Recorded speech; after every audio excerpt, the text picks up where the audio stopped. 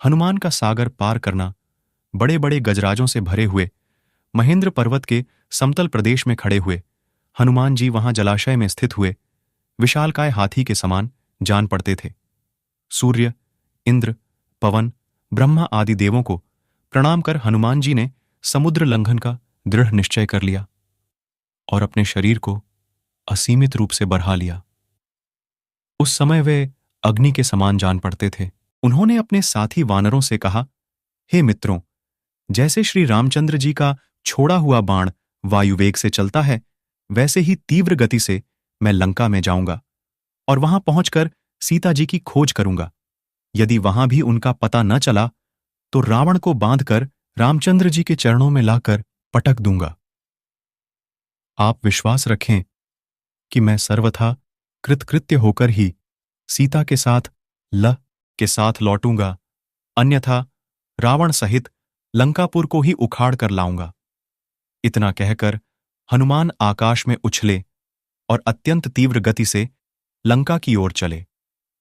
उनके उड़ते ही, उनके झटके से साल आदि अनेक वृक्ष पृथ्वी से उखड़ गए और वे भी उनके साथ उड़ने लगे। फिर थोड़ी दूर तक उड़ने के पश्चात वे वृक्ष एक एक करके समुद्र में गिरने लगे। वृक्षों से पृथक होकर सागर में गिरने वाले नाना प्रकार के पुष्प ऐसे प्रतीत हो रहे थे मानो शरद ऋतु के नक्षत्र जल की लहरों के साथ अटखेलियां कर रहे हों।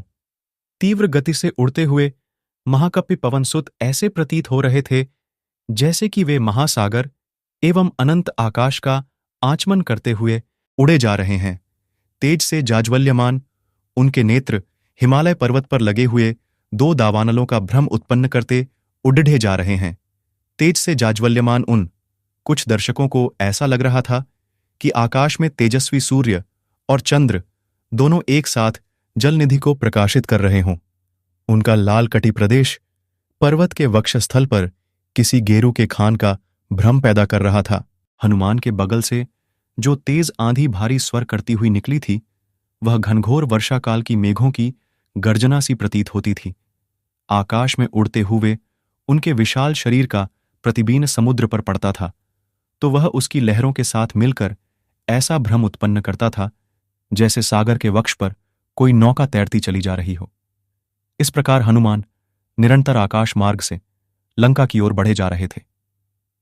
हनुमान के अद्भुत बल और पराक्रम की परीक्षा करने के लिए देवता, गंधर्व, सिद्ध और महर्षियों ने नागमाता सुरसा के पास जाकर कहा, हे नागमाता, तुम जाकर वायुपुत्र हनुमान की यात्रा में विघ्न डालकर उनकी परीक्षा लो कि वे लंका में जाकर रामचंद्र का कार्य सफलतापूर्वक कर पाएंगे या नहीं।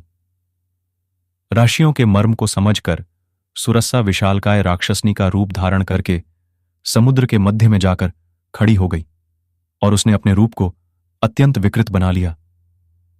हनुमान को अपने सम्मुख पाकर वह बोली, आज मैं तुम्हें अपना आहार बनाकर अपनी क्षुधा को शांत करूंगी। मैं चाहती हूं तुम स्वयं मेरे मुख में प्रवेश करो ताकि मुझे तुम्हें खाने के लिए प्रयत्न न करना पड़े। सुरसा के शब्दों को सुनकर हनुमान बोले, तुम्हारी इच्छा पूरी करने में मुझे कोई आपत्ति नहीं है, किंतु इस समय मैं अयोध्या के राजकुमार रामचंद्र जी के कार्य से जा रहा हूं। उनकी पत्नी को रावण चुराकर लंका ले गया है।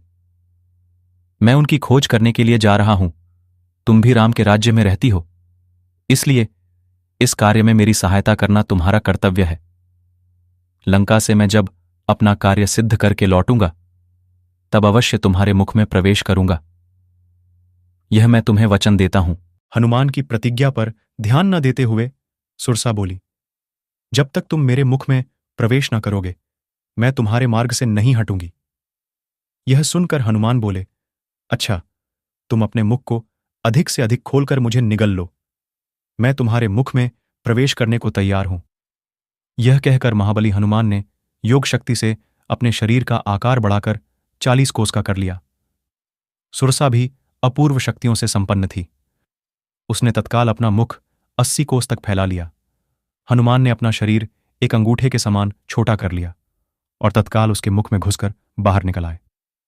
फिर बोले, अच्छा सुरसा, तुम्हारी इच्छा पूरी हुई, अब मैं जाता हूं, प्रणाम। इतना कहकर हनुमान आकाश में उड़ गए।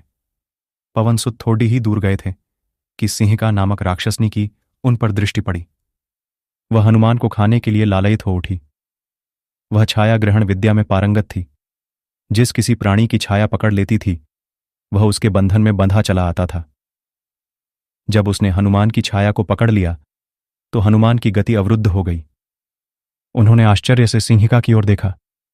वे समझ गए सुग्रीव ने जिस अद्भुत छायाग्राही प्राणी की बात कही थी संभवतः यह वही है। यह सोचकर उन्होंने योगबल से अपने शरीर का विस्तार मेघ के समान अत्यंत विशाल कर लिया। सिंहिका ने भी अपना मुख तत्काल आकाश से पाताल तक फैला लिया और गरजती हुई उनकी ओर दौड़ी। यह देखकर हनुमान अत्यंत लघु रूप धारण करके उसके मुख में जा गिरे और अपने तीक्ष्ण नाखूनों से उसके मर्मस्थलों को फाड़ा डाला। इसके पश्चात बड्ढी फुर्ती से बाहर निकलकर आकाश की ओर उड़ चले। राक्षसनी क्षत विक्षत होकर समुद्र में गिर पड़ी और मर गई।